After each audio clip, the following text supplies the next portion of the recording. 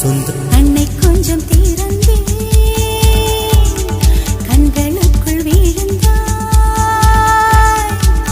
எனது விழிகளை மூடிக்கொண்டேன், சின்னஞ்சிறு கண்களில் உன்னை சீர எடுத்தேன். கண்ணை கொஞ்சம் திறந்தேன், கண்களுக்குள் விழுந்தாய்.